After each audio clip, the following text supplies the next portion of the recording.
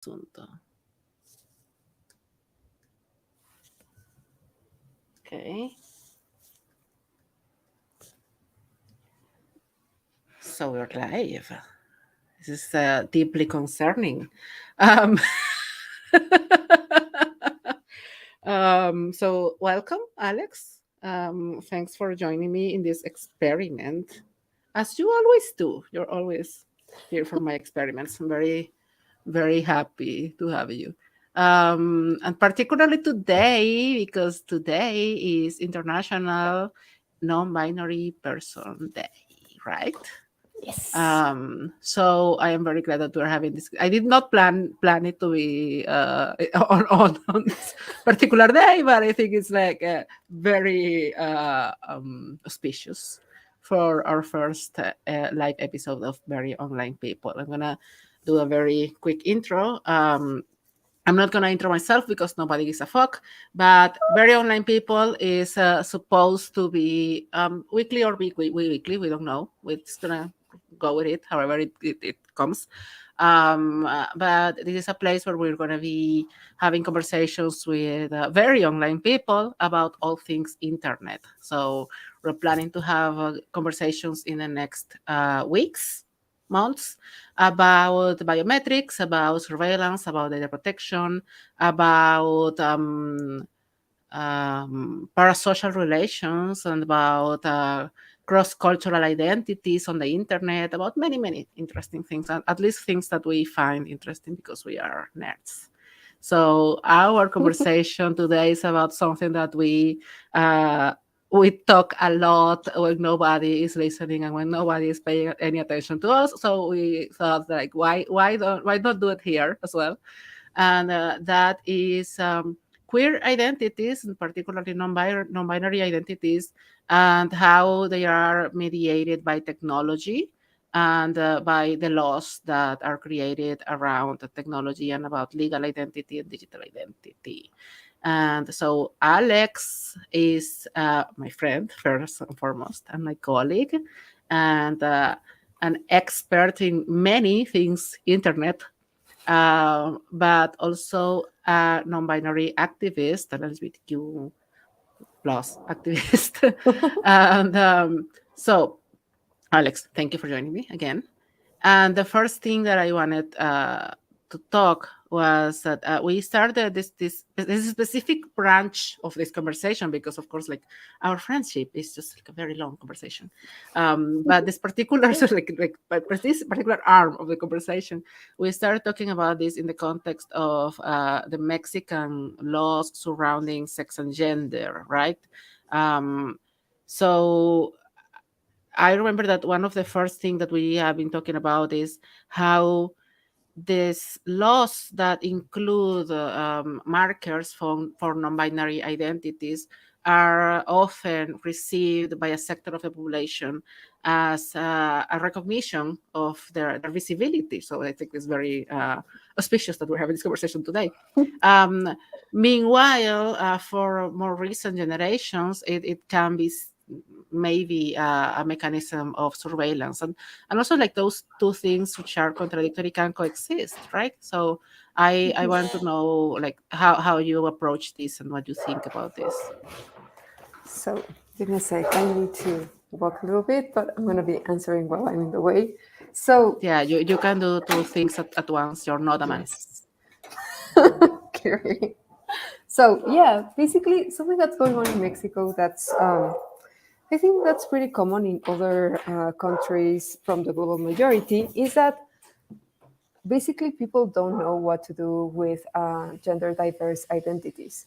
I understand that in law speak, there is like this version of a term in which gender and sex are like fusioned into one term, but at the end of the day, it's very important for us, specifically as non binary people, to make that differentiation between what is gender and what is sex. Because in our case, as non binary people, we are part of the trans population, but we don't fit into these binaries that most of the times are dictated by these biological sex categories, but also they are part of a very colonialist way of seeing the world. Like even they generate more discriminatory practices against people like intersex people who are not even recognized because this binary is so prevalent in many ways that it's very difficult to question it or even demand to be recognized if you are not part of that binary.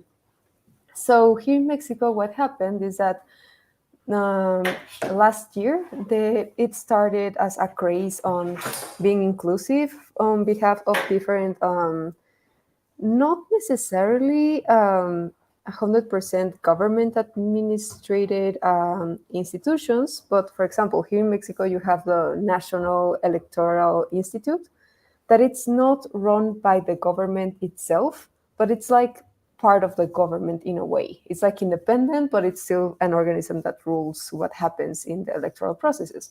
So they started saying like, okay, we're gonna generate these IDs that in the sex marker are gonna have an X to recognize non-binary people.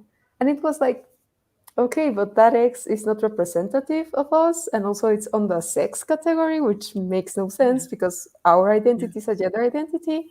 And the excuses they gave were that there were some non-binary people that agreed to that, but I mean, those were two non-binary people out of the whole non-binary population in Mexico. And then there was also this excuse they gave that was that in Argentina, for example, they are using the X marker as a marker for non-binary identities.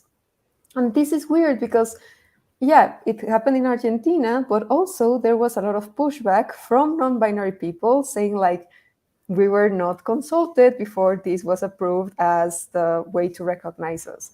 And that debate is completely written off the picture. So that's really creepy because it generates a false sensation of consensus, and there is no consensus. And even if there was a consensus, there is a consensus that was made up by spaces in which we cannot participate. Non-binary people have not been consulted, have not been informed of how these processes are being done. And at the end of the day, these measures or public policies are not aligned with our interests or the recognition of our identities. And this was really weird because after this became public, there is a very brilliant a trans lawyer who has been involved in different processes of the National Electoral Institute. She's called Rebecca Garza. And she said like, okay, that change in the sex marker makes no sense for non-binary people, as they are saying. But if this can be changed, how about it gets also changed for the trans binary people, say uh, trans men or trans women? And what this electoral institute said was that it was not possible. So for me, it makes no sense that they are doing these pseudo inclusive policies that are not beneficial for us as non binary people. And at the same time, that measure of being able to use different sex marker that the one that's registered on your birth certificate is not allowed for trans binary people for whom it would actually make sense. Yeah. So yeah, that's the kind of things that don't get like really discussed or dissected when other people from other contexts or other countries learn from this news and celebrate these kinds of things. And that was like the first of many other public policies that are very problematic for us and that directly go against our privacy rights. But I don't know if you want to make a comment on this, and then we can go into the more creepy Yeah, no, scenarios. we will go further into into the details. But one of the many things that I find interesting about what you just said is the fact that these topics and as many other topics regarding minorities, regarding technology as well, are legislated by people that don't really understand the topics. So it's wild to me to see in practice how someone who is legislating this doesn't understand the difference between gender, sex, sexuality, gender presentation. Like all of those are different. Like just because someone presents themselves as a female or as male according to like what culturally we understand to be like classical markers of that. That doesn't mean that that is their gender identity, or that doesn't have anything to do with their sexuality, for instance. So these things that are conflated, like for I think that it's very bad that they are using. That's just that from it's the starters from the get go, that they are using a gender marker in the sex field, because those are two completely different things. And so it's not like you cannot just substitute one thing for the other. And that is without even going into the fact that what it means to use an X for as the marker, which is like how hard was it to say MB, for instance, like an X. Um, so uh, these things, because what happens when we get these types of law is that we're basically called ungrateful because we say no, this is Yes. not good, and so we should appreciate what they are doing, but it's not good. And I have not found a single person that can tell me why an ID needs to have a gender marker. What that's why is a valid reason for a state to need to know if I identify as female, male, or non-binary. Mhm, Um, mhm.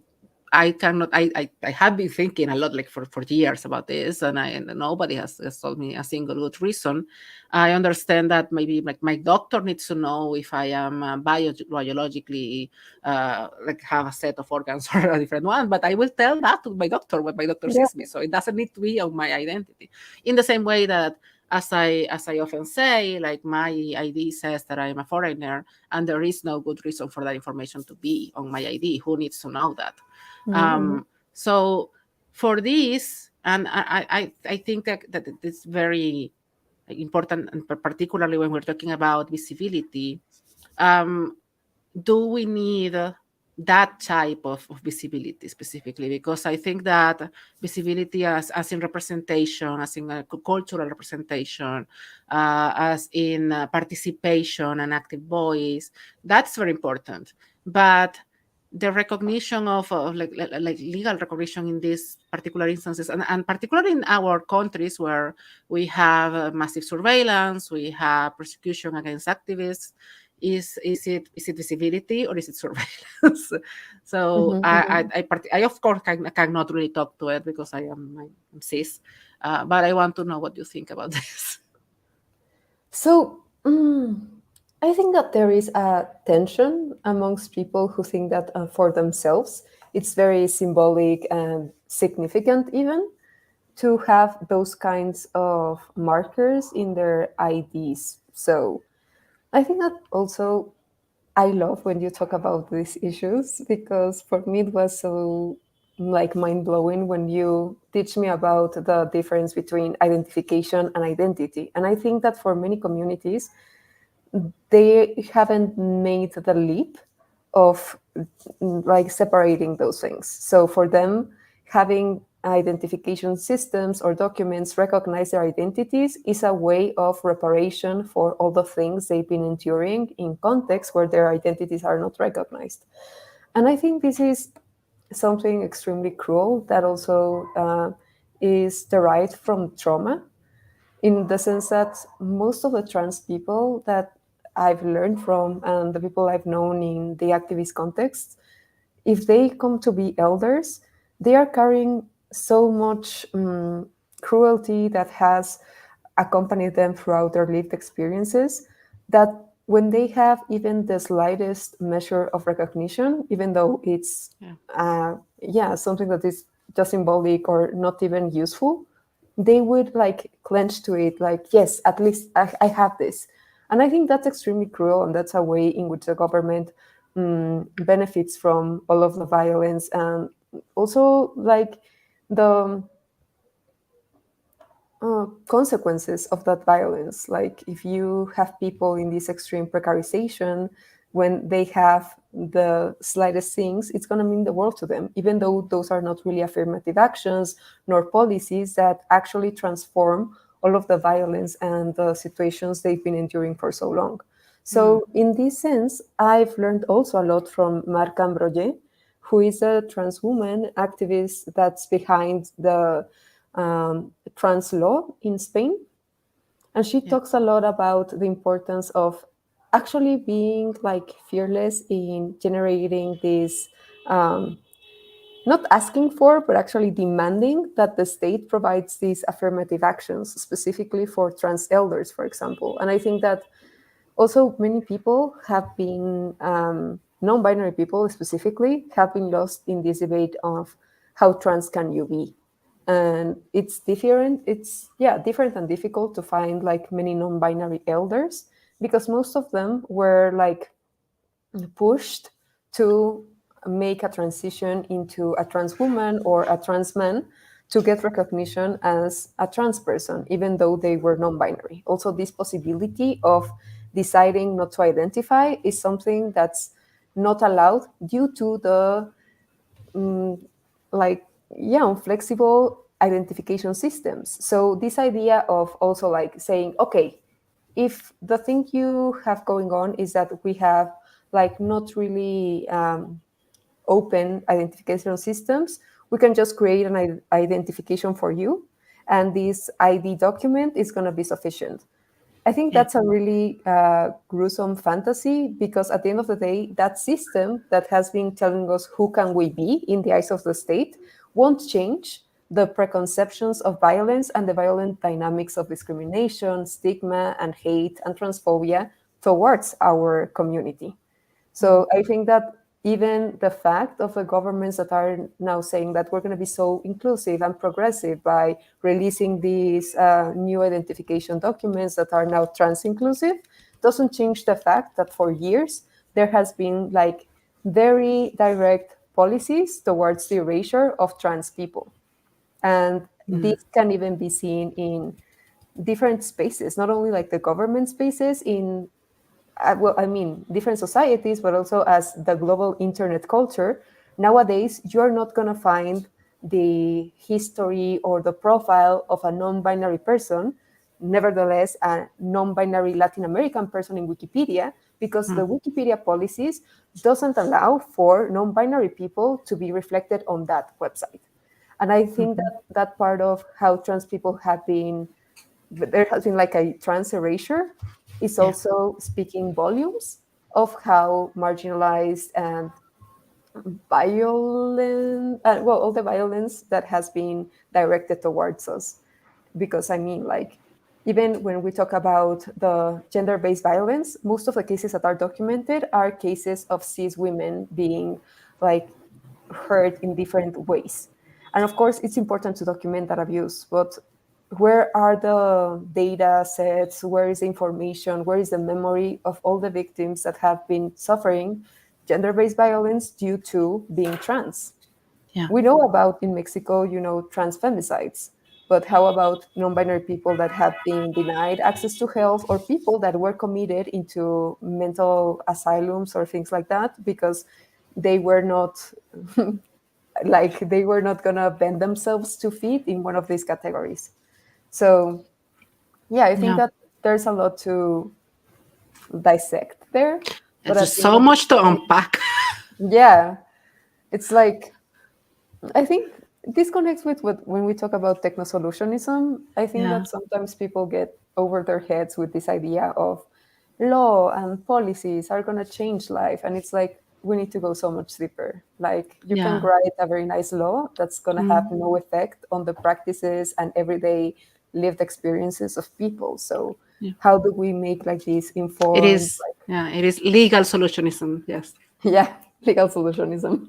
Sorry, lawyers. I, I love you also. I think that what you're getting at, which is something that I wanted to ask you about, like it's really like like, I'm gonna make a bridge here between two things. There is a comment by Marina Garrote, hi Marina, in the chat, that is about the necessity of global awareness for changing international regulations regarding passports, because it is the same thing that we were talking about, M, F, and X, right? But even beyond that, which is something that I am always very concerned about. We talked at some point about how this gender sex marker, whatever, in Mexico, did not actually translate because there are separate systems in Mexico and other systems do not actually accept that. So for someone that is using a non-binary marker, they are going to have to identify as male or female in other places and other systems. And that is absolute nonsense. But also then this applies to many legislations, like even in a country where this is like a national thing that works all across the country. If that person moves to a different country, those papers are not going to work in the country that they are going to, if that country doesn't also recognize non-binary identities.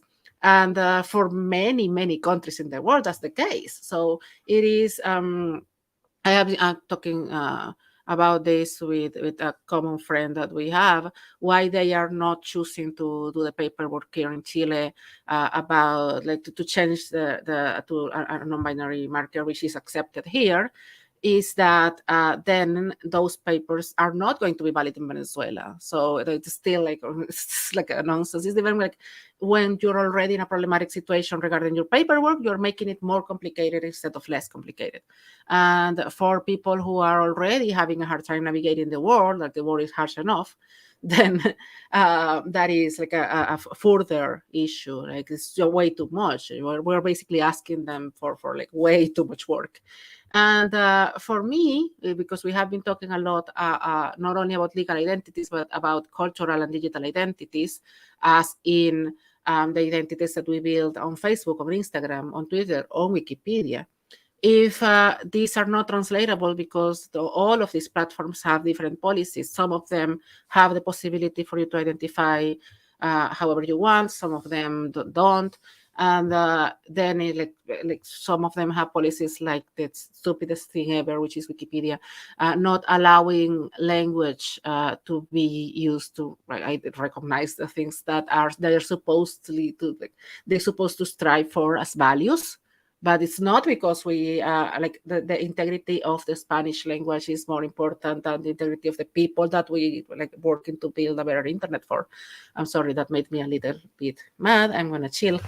Um, but like really, like the Spanish language doesn't have feelings, and people have feelings, and the Spanish language doesn't. So it doesn't care. It's not gonna die.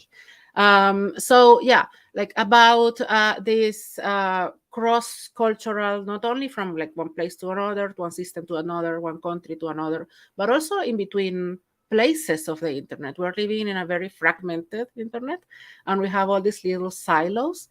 And our identities have to adapt to these norms that the platforms create for us. In some places, you can identify as one thing or the other. And I really think like how much preferable would it be to just not have that feel at all? Like just like no. And I love the prefer not to say field, honestly. Like why do you need to know this about me?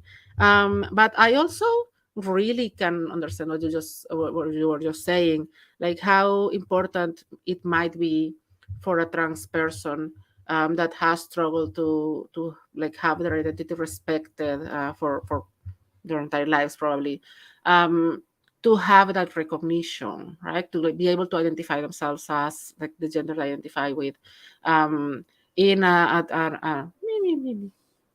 my niece, um, in a document, but also on a platform, on a profile, and like yeah, it feels sort of manipulative to use that as a way of getting these people on board, or to whatever you are like doing as a policy, just because they are like thirsty for and hungry for that validation, right? It feels like manipulative and cruel. I don't know if I'm being too too intense. No, totally. But also to the point you're making, in Mexico City, for example, in Alcaldía Cuauhtémoc, which is one of the districts of Mexico City, trans women are allowed to get these government benefits if they have the identity as trans women recognized, and this is for trans elders. So it's like, okay, you need to do all of this paperwork in order to get access to this support from the government. But at the same time, let's say you are able to modify your birth certificate. Then you would need to modify many other documents that, even if you have the money, the time, the headspace, the mental health to navigate all of this really shitty bureaucracy, at the end of the day, there are many private institutions, such as insurance companies, or even like the people who hire you and the eyes or in the light of the labor laws in Mexico, that don't recognize trans identities. So if you change your birth certificate and you do all of these documents of the state that you need to change, you're going to have issues with the private sector. That's the main reason why I'm not changing my documents, because I do need access to an insurance, because I have like many health issues. And I mean, I have the privilege to even say I can pay for a private insurance, right? But on the other hand, something that's very interesting and that's currently kind of in the know for the people who are as geek as us is that in Mexico, there is like this initiative of producing a digital identification certificate or digital ID certificate. And back in 2019, when they first proposed this plan or project, they were really pushy on the narrative of, with this digital ID certificate or whatever, we're going to be able to recognize indigenous identities that we've not been able to recognize before, because now this is going to have like more fields to fill, and one of those fields is going to be, do you identify as an indigenous person or not? And the pushback made by indigenous activist groups was like, you're like pushing for a digital ID situation for communities that most of the time don't even have access to electricity, let alone so smartphones, internet, whatever. So what are you doing? And the pandemic happened. No one talked about that for some years. And now they are pushing back into this digital identification system paired with a reform that was made to the national registry laws. I'm not sure if I'm translating this correctly, but let my brain squirrels I do their think job. so. And That sounds yeah, right. yeah, that sounds really clever, but I'm not sure if I translated it. But okay, yeah. So this reform to this law of the national registries. So in this law, they were saying like, okay, now we're going to make it so much easier for trans people to change their gender, well, their sex markers and gender markers and names and whatnot. So if you're a trans person looking to do this, come and make use of this new version of this law. So it's going to be way easier for you to get everything changed. And then in really small words, basically no one actually read, it said like the people who change their names or any other part of their birth certificates are going to be willing to, if they get access to the situation in the speedy way, they need to give away all of their biometric data to a data set we're creating, and that's going to be managed by the federal police in Mexico City. So Mm. it was like, if you want to get your documents changed fast and easy and with no cost, give us your biometrics. Mhm. And I mean, a few years ago, between 2018 and 2019, there was a big deployment of surveillance cameras in the public space in Mexico City. Hi, Katira. Katira is my niece. Yes. So this deployment of cameras, some of those cameras had biometric recognition, but there was no biometric data set that those cameras could use to actually like make the well, yeah, cross data thing to Yeah. identify people. But if you have like this situation in the registry, national registry law, and you have trans people that are so desperate to be recognized that they're willing to even give away their biometrics, then Yeah. please tell me who are the people who are actually testing, with whom these systems are being tested. So Yeah. trans people. And the thing is that basically no one is talking about this. And trans communities are not being heard when we say, like, we don't want these policies. These policies are shitty. And this is something very condescending that happens, Yeah. in which, oh no, there is no trans people that are knowledgeable about these issues. So we cannot consult any experts. And it's like, Mm. non-binary people's visibility day. It's like, yeah. Yeah. Because that's also like just this is a footnote, but just like non-binary people are trans people. Like people, I don't know why people forget about this, but like non-binary people are trans people. Um, but this is like the never-ending story of how biometric data is collected, like everywhere, right? Like they tell population, whatever population it is, it was always a minority or a minoritized population. That there are like benefits across the rainbow on the other side of the rainbow.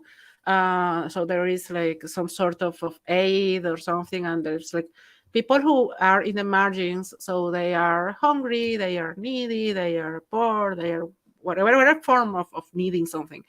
And so these people are more willing to provide that data because they do not see the value in that data because they are in a desperate situation. And that should be like forbidden from the get-go, in the same way that we always say that we should never ask biometric data from refugees, which is something that happens every day. But refugees are in a desperate position, and we should not be asking that data out of them. And this should be the same, right? Like of course people like this is not to be blamed on people like, oh, they don't know enough. No, that's not, this is not what the conversation we're having here. The conversation is that the government should not be asking this in these shady ways that are manipulative, that are like profiting on someone's need, basically, to feed into systems that are also like that's irrecuperable, that you cannot take back your biometric data. Like there is just that's like just spilled milk, which is extremely concerning. This is everything you're telling me is a nightmare. Marina is building on more on the chat about passports. Regarding national IDs, that there was a class action filed in Brazil regarding the sex marker for non-binary people and the civil registry name. And the government said that it couldn't change it because it wouldn't work for travel internationally. And that work that is true. That doesn't mean it's right, but it's true when you use a different marker from the X, because the X it's supposed to not be translatable. Like if you use like MB or a plus sign or any of the other signs that you can potentially use. When you translate it, because passports only accept M, F, or X. However, like that is the stupidest reason ever for anything.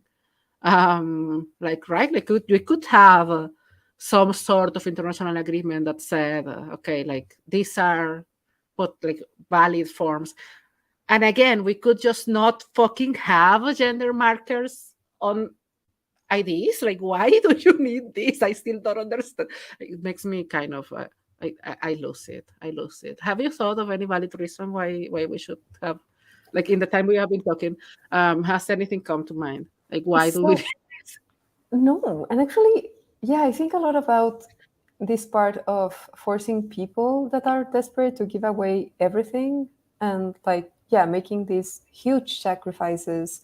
That's something that people say, oh, we have your consent, but that is not consent, that is coercion. And I think that it's really weird that we talk so much about gender-based violence or abuse or tech facilitated abuse, and we're not talking about this part of how there is tech-enabled coercion. So yeah, that's really Oh creepy. And yeah, let's talk about consent for a bit. I love this. yeah, Every like and actually we just had like I call it a little win, because there are recommendations by the OECD regarding the digital ID systems that say that the digital ID systems should never be mandatory. that there's always needs to be an alternative, because when you digitize a system and you do things like this, you like include biometric data or you create a biometric database and you make it mandatory, that consent is not valid because there is fucking mandatory, so it is non-consensual, and that Yeah. makes it a human rights violation from the start. But also, and even more importantly, when you're not making it explicitly mandatory, and you say no, it's not mandatory, but you need it to like buy food, then it fucking is mandatory. If you need that in order to access like any sort of like banks or the civil registry or to vote, anything that is related to any human right that you need to like achieve or accomplish, then it is mandatory and you need to Hmm. have Hmm. alternatives in place. And when something is mandatory, be it by law or in practice, that consent is not fucking valid. So Hmm. same Hmm. as Hmm. when we ask for biometric data from children, that is an absolute human rights violation, because like children cannot consent validly. Like we have, I think we know this at this point, that children cannot consent validly to any acts regarding their bodies, right? Like Hmm. otherwise, like child pornography would not Yep, be yep. what it is.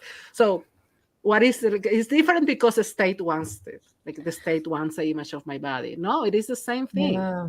I think that also the state benefits a lot from these euphemisms and Yeah, the ambiguity behind language. And I think that also is part of this colonialist framework, like some authority telling you what the meaning behind the words is, when like even the pseudo meaning of those words doesn't translate into the actions or the consequences of those actions. And I think that we are being actually like a gaslit nation in this sense of, or even like gaslit people all across the yeah. board, because even I think a lot about migrants, right? And I know that's like your subject, but for me, yeah, I'm gonna talk about things of our friendship and our internal conversations, but just like to make them public. I have the honor You to know, you work. know the things that you cannot talk about, so just Yeah, go ahead. yeah. Well, yeah. Getting back to this conversation. So, I have the honor to work with a very brilliant trans woman that is also a drag queen and mother of the House of Mutante, who is called Astralem. And Astralem is an amazing designer. I love her with all my heart. She's such an inspiration. But besides all of this praise, a few weeks ago, she had like this gallery opening in which all of her children also presented different works of art they've done from this House of Mutante. And when you enter this space, they have like this manifest of Givox, which is like this place where in their narrative they come from. And when I share with you that manifesto or whatever, for me it was really nice how they created this analogy between being a migrant and also being a trans person, and how our identities are not really recognized, and despite that we fight every day to have like this dignity and joy and creativity, and yeah, like not renouncing to who we are despite the context we are put at. Yeah. So I think that part for me was very powerful, and that's something that brings me lots of hope in this really weird like context we live at. But at the same time, I think that for us, having the power or like the possibility to conceal certain information is not much of a privilege, but as a means of survival. I think Yeah. that, for example, when we as trans people talk about passing, of course, maybe some people get joy out of the cis passing, and that's like to each its own. But I think to each its own. But I think that in my case, having like these cis women passing is something that's extremely hurtful and Yeah. extremely weird for me to Hmm. navigate. And of course, in the spaces I work with, that have to do with gender based violence, online gender based violence, or tech facilitated abuse, right? But also, when I think about the work we do, like in the helpline and Access Now and so on, and the conversations on data minimization, I know that when you choose to minimize your data, you are received with these suspicions. It's like, Yeah. why are you so afraid of? So even the fact of trying to minimize your data or choosing to be anonymous online let's think about like these, encrypted emails. The Yeah. idea was that everyone uses encrypted emails at some point, so there was no suspicion of, oh, you only need to use encrypted emails to send really sensitive Exactly. information. But honestly, not many much people use those. And of course, you have like all of these geek people that we're like really intense with the things we know and the things we do. But we have failed in making these technologies and these resources of anonymity available to more people. And that's why we still generate suspicion whenever we choose to Yeah. conceal certain data. And for me, more than like putting the weight of the issue on like, yeah, what should we be doing to change things? Because we're already struggling with surviving.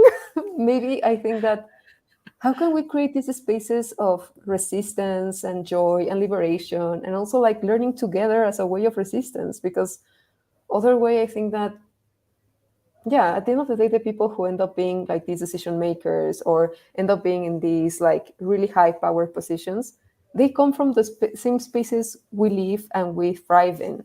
So Yeah. how can we connect to them when they're younger? So when they get older, they already know these kinds of things. How can we break the biases by informing others from these care practices and accountability mechanisms?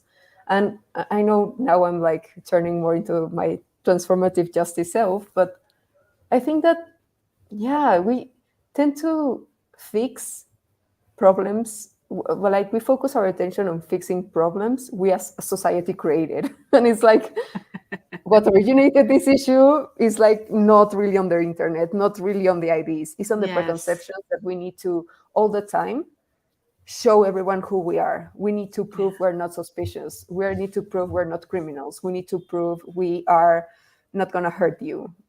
And the things that are hurting us, climate change, like wars, and all of those things, yeah, it's not my responsibility to show I'm not the one behind that. Like, that's the state, people. Why are we Oh, still based wow. the state? Sorry, me fui por las ramas. No, I'm gonna talk for like an hour now because you made me think about so many things. First, I love this analogy I remember from the manifesto between trans people and migrants because I feel like I'm extremely cis and straight and all the bad things, like super boring. But I feel very close to the queer community and like I don't know, like I feel like I really like understand in a deeper level the struggles, and I think that it has to do with this that immigration was a process of dissolution of my identity, um, and of course, like my work is on identity, and it has been on identity for a while, even before being a migrant, but now it has like all these other layers where having had my identity dissolve and crumble, and then having had to rebuild my identity from different pieces of things. Um, I feel very close to my heart the need to have control over how you build your own identity. And so to have someone have that disrespected, like someone telling you that you cannot be who you say you are, for me, it is absolutely like it's such a basic violation of human rights in terms of um, autonomy and dignity. Like it's not data protection. It's not about privacy. You have heard me say this like 1,000 times. You must be bored by now.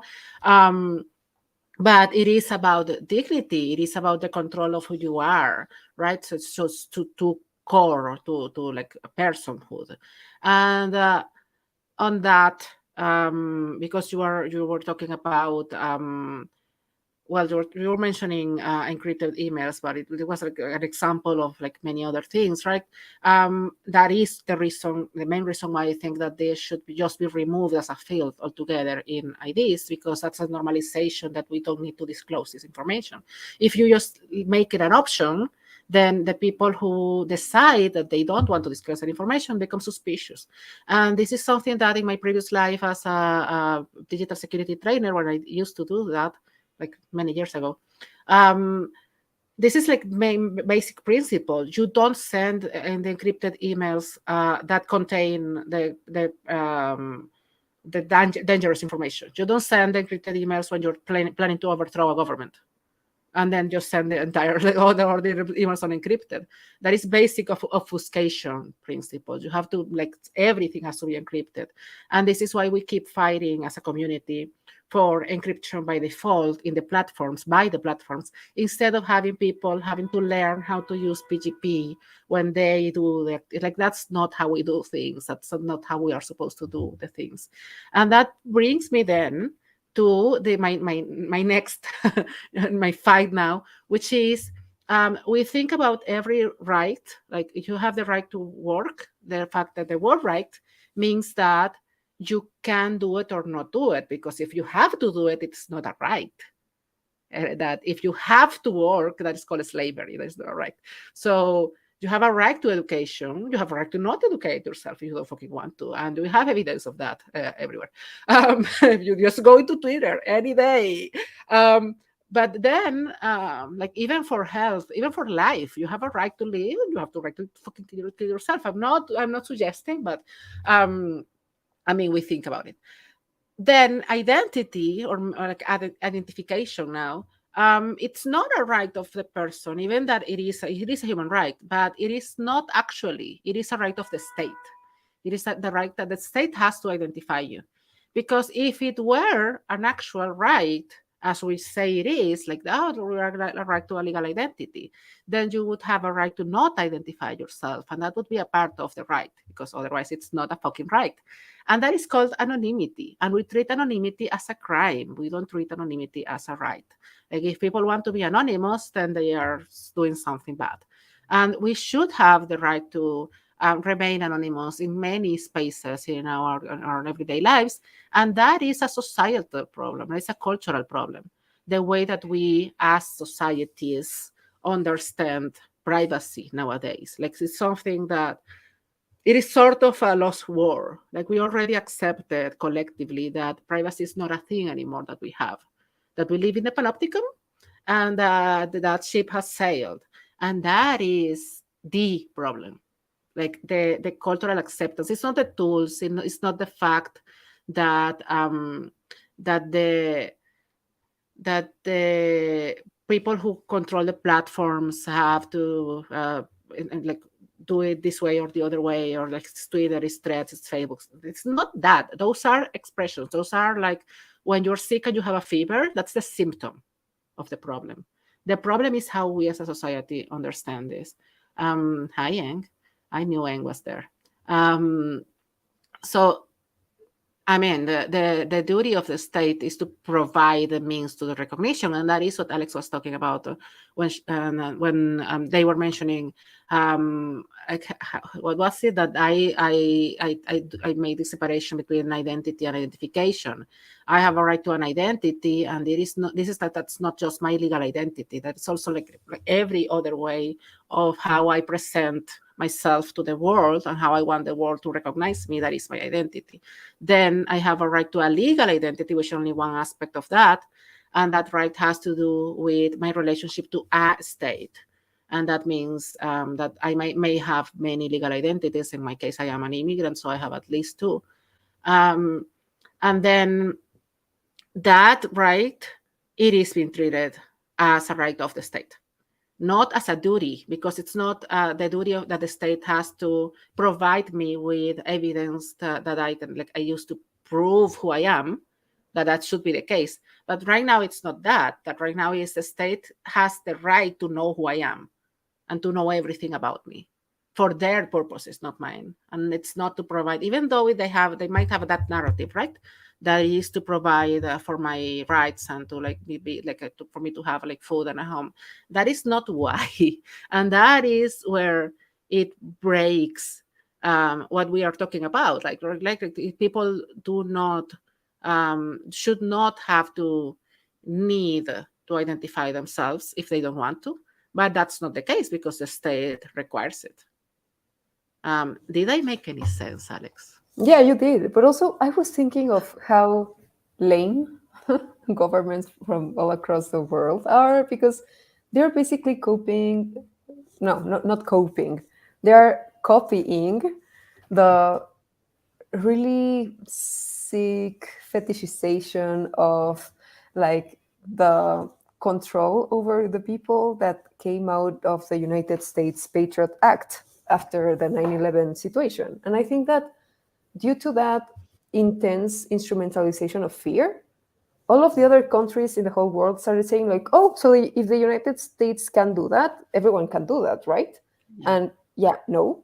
But also, it's like if the United States doesn't even have a data protection law that is like, I'm not sure if they do have a data protection law, but of course I don't know lots of things about the United States because I have my hands They full with the don't have Mexican they don't have a context. right to bodily autonomy, for instance. They Yeah, don't recognize a right to bodily autonomy. They don't understand the right to autonomy over your person. yeah, and So that's extremely like, as people from that culture would say, but in the twisted sense, that's like sickening. Like I feel really like frustrated and fear. I feel fear from the people going through that. It's like that would be like knowing you're prosecuted for even making decisions you know that are best for yourself to preserve your well-being. That's really weird. But also, like in Mexico, we do have a constitutional right, and I'm going to say it in Spanish first and then in English, to derecho al libre desarrollo de la personalidad y la identidad, which is yeah, the right to the free development of the yeah, personality and identity. yeah, And that sounds extremely beautiful and poetic and yay on text. But in reality, you have to yes, make like origami with your identity to fit into the identification systems the state has. So, to the point of what Eng was asking, yeah, as Marianne said before, one thing is your right to identity and the development of that identity. That's very important, and I'm going to come back to this point. But the way that we're forced to constrain ourselves to fit into the identification system goes against this constitutional right. So now that I'm saying this, I think that we should like declare all of the systems unconstitutional. I don't know if yeah. that I can mean, I be. agree. I am here for it. Yeah. But You also, know, yeah, regarding the part of this, how can you have like the free development of your identity and your personality if you don't have access to information, if you don't have access to health, if you have a society that discriminates against trans people, or even the media generate these trans fantasies in which all the trans characters are people who are physically sick or are addicted or are dying or are going to kill themselves before they turn 25, then I guess why people fear acknowledging themselves as trans people. yeah, And I think that is also part of the ways in which we are so manipulated by this generation of fear and panic across all of the different ways in which we retrieve information. Like if you go to Twitter, that is like a transphobic cesspool. If you go to other things like TikTok, you've like there have been studies in which you can spend like 5 minutes in TikTok or even less before you start seeing transphobic content.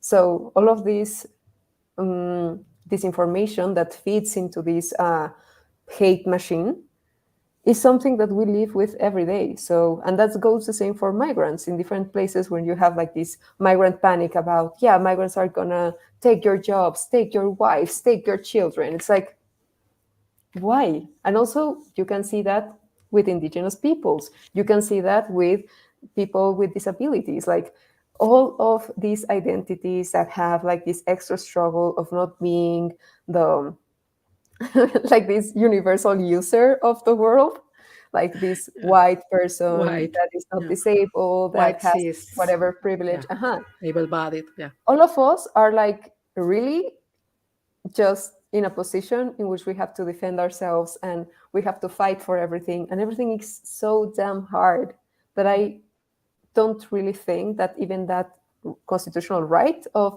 the free development of your personality and identity has ever been met. Like I Yeah. had to turn 29 to even realize that being non-binary was a possibility. Before I was a really awkward cis woman that thought that yeah, I was doing cosplay every day of my life. So I think that yeah, Yeah. if we think about how identities are recognized, we also have to ask the question how identities are being enabled. and which identities are set to thrive in this context and which identities are set to fail. So, yeah. Yeah, I very much feel that when you were talking about this is passing, like not being like it is a privilege, but it's also a burden, and it's very painful and harmful.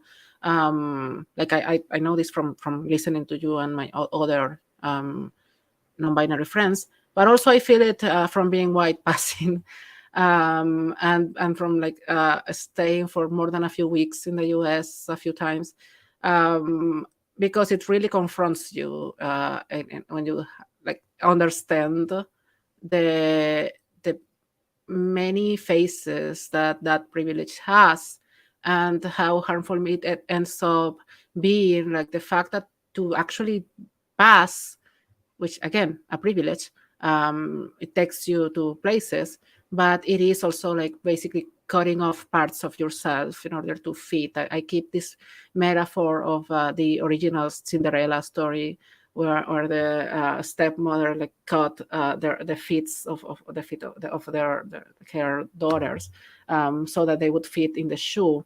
And I feel as that foot all the time, like I'm constantly cutting off a toe to fit into the shoe that is like this country where I live, and the world, and like the internet and anything, because our identities are multifaceted and are so much bigger than the spaces that we're provided, that in order to, like, we can live, right. The spaces that we can take, and every time you feel that you are taking more space that belongs to you, that was intended. So whenever we try to exert those identities, and to try and be like actually be who we are, and this is like all the time for queer people, right? Like they're always being told that you're being too loud, basically. They're like, why do you have like to be like out? Like I am not homophobic. And They you can have kiss. gay friends? Yes, they can kiss, but in their homes. Why do they have to like be so loud? Like kiss outside, and like because like heterosexual people can do more than that, so why not? And yeah, like why do I have to be so Venezuelan? The Venezuelans, like, with their music and their food and the smell of their food. I am very much here to tell you that I am here to take your husbands, and I will not use them. I will trash them afterwards because they are unworthy, but just for fun. Um, so yeah, the cutting off parts of our personalities just to fit into these very narrow molds that are the molds of the standard person, the standard issue, standard issue person, white, cis, male, able-bodied, and by able-bodied I mean all parts of the body, including the brain. So no, but because It's like true. that, no, the word is meant to include it, but I feel that I need to make the Mhm. marker, because it's not only like, oh, I'm missing a hand, but it's also like I am crazy as shit, and that is also a disability. Yeah. But every time we have to like, like cut parts of ourselves to fit into these molds. And I think that Mhm. the question that I'm gonna leave with is like, how do we fucking break that mold? Like the mold was not meant for us. And I keep thinking, and I have told you this before, that the mold was not actually made for anyone, because I think that that standard issue person doesn't exist. I think Mhm, that mhm. neurotypical people, for instance, I don't think they actually exist. I have not seen one in like real life. Yeah. So yeah, how do we break the mold, Alex? So, Let's close with that. yeah, by hearing you, I was thinking a lot about, hmm, I'm way much more smarter in Spanish, but yeah, the thing is that Same. it's, I mean, I think that what happens is that sometimes people who do not have these lived experiences or identities, when they hear us talking about our issues, they automatically like go into this savior mode, and it's complicated because we don't want them to come with solutions, we don't want them to solve the problem for us. And I think that something that I think could be useful to start shifting things is allowing us to be heard, but heard as when we talk about like this active listening, hearing, like way of hearing, in Yeah. which we know the things we need, we know the things that need to be addressed, Yeah. and we have been denied the power to do the things that we know have to be done. So, how about if you're not using that power, you give the power to the people who actually know what to do? And I think that's a responsible thing to do. And it's also like a mature thing to do, stepping back when you know you might have the best intentions, but you're not informed enough to take action on those intentions you have. And sometimes the best thing you can do is actually recognize you're not qualified for the task. While there are like many other people that have been trying to get like these really renowned university degrees to get access to these conversations and nonetheless are still denied the spaces to be heard. And for me, that's something that, I mean, I think that the guilt is extremely useful for like Catholicism and for the governments and for punishment. I don't care about white guilt. I don't give a damn about cis guilt. Like, I'm sorry you feel bad, but that's not my thing. That's on you. That's That's not a the you problem. problem. Yeah. Yeah. Like, you really want to help trans people, then step up when you see your cis friend being transphobic or being cis sexist. Because then again, like you don't need to be openly transphobe to be actually trans exclusionary or to have Yeah. cis sexist biases. So Yeah. when you hear something like that, how about you stand up and start being loud instead of having your queer trans friend being the one being loud and being the one that is problematic? How about you don't invite them the next time because they kill our vibe, our transphobic vibe? I mean, it's like Yeah. we're loud because the other people who are being witnesses are just bystanders. And if you really care about these issues, hear us, be informed.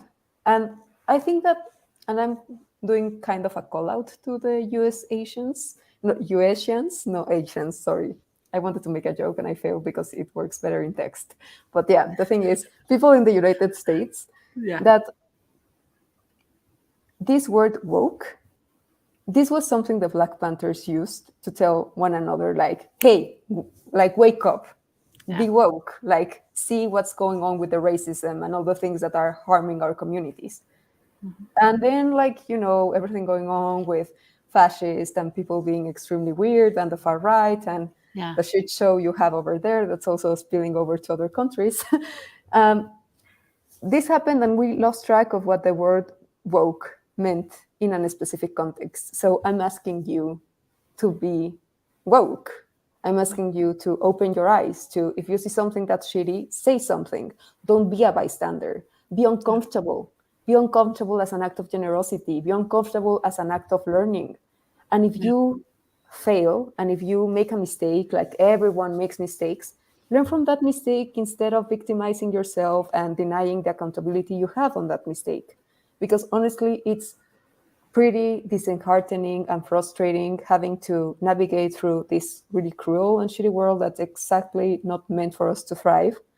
And then having to be suspicious of the people that call themselves your allies whenever you call them out on issues that are hurting you. So, yeah, Yeah. of course, I'm not a policy person, I'm not a lawyer, I'm more of a communities person, but I think that with these small acts of recognition amongst ourselves, treating us as people, acknowledging each other's dignity, and like fighting together for the recognition of our dignities, identities, and for our liberations is a thing that, at least for me, makes sense and brings me hope Mm. amidst all of these weird scenarios.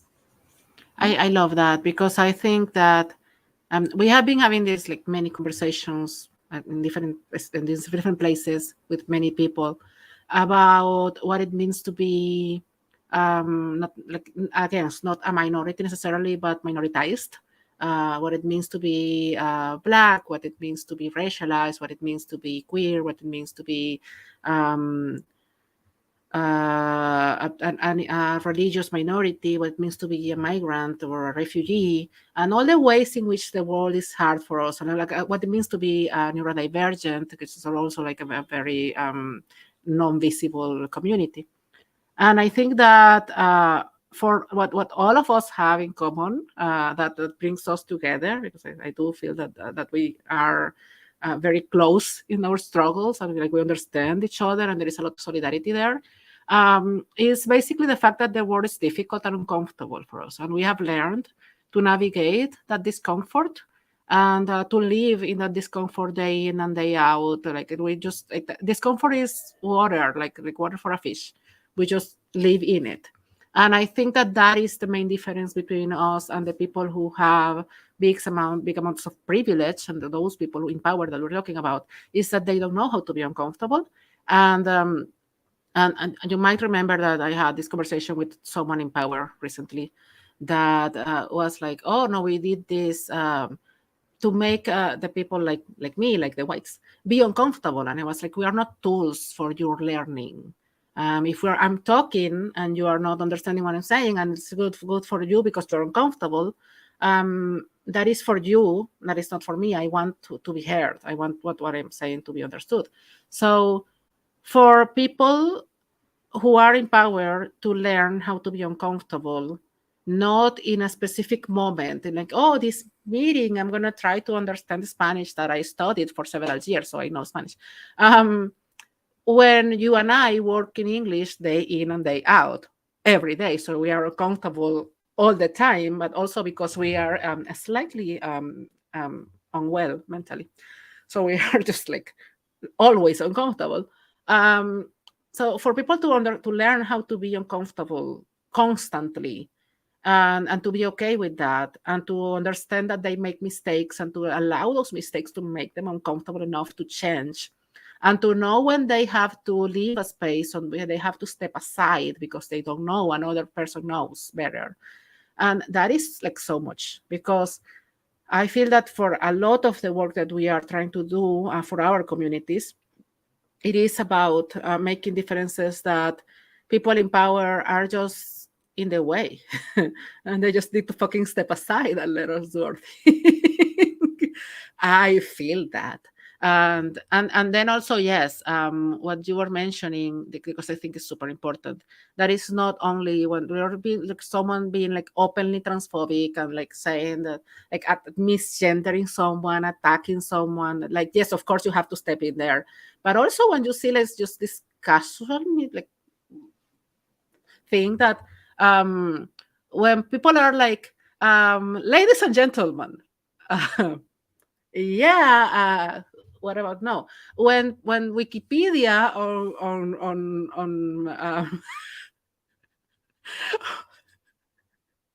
on non-binary visibility day is like, let's highlight women's pages here in this thread.